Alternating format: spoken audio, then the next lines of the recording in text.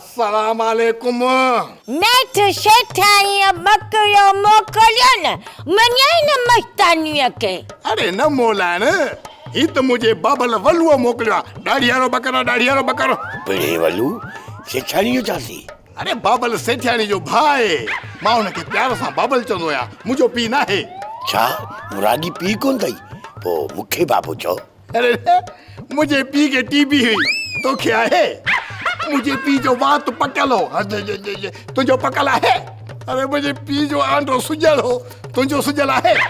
मुझे पी के मौका हो तो क्या है न बस पो तू मुझो बाण जी सही। बाबू मके लगे तो मिठल जो असाते मुर्गो एतबार कोने को। तू शादी समझी मोना है तो तू मुझो नालो वठंदी है ऐं मां तुझे पेरन ते किरी पवंदुसि है ने।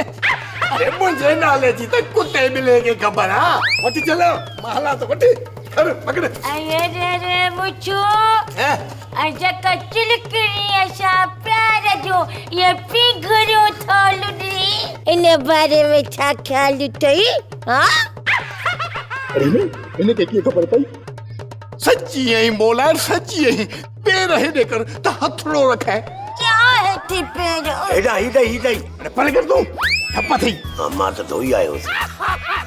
अरे हेडे बुद्ध पेशन का बगैर नहीं पुठी ले हलियो वनिया त खाक थी वनिया रोही मां मोलहन मस्तानी मुझी पारत थई जिए चवंदिया ओ मिलंदई पर गाल बुध मुझी सेख्यानी के खबर न पावे। तुझो कम थी विंदो मुंशी मिठल पर चवंदा कोन्हन त खाली दुआ जका हूंदी आ न उहा पिट बराबर हूंदी तई। ये खाली किए मस्तानी ही वठ 500 रुपया मुझो कम कर। अरे थोरो हथ मुंहिंजो हेठि वठेस हाणे हेॾा करिया हेॾी किनी आदत अथई यकदम थो वठी ईअं। ॿियानी त हा सही आहे मुंहिंजी ॿियानी राणी ॾे धक धक धक धक धक धक धक करने लगा ओ मोरा जियरा डरने लगा। अरे धक धक ना चवा हक हक बाबल या पुत्र हक मौलाना मस्तानी वाके हक हक।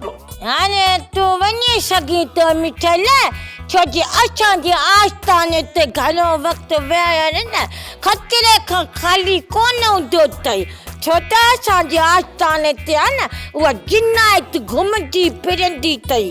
आश ते ख़्याल सां पेर रखजांइ बाबल पेर जे हेठां जीवन जिनड़े जो मचड़ो ठही। मशकिरन जो गोट तई मशकिरन जो गोट तई मशकिरन जो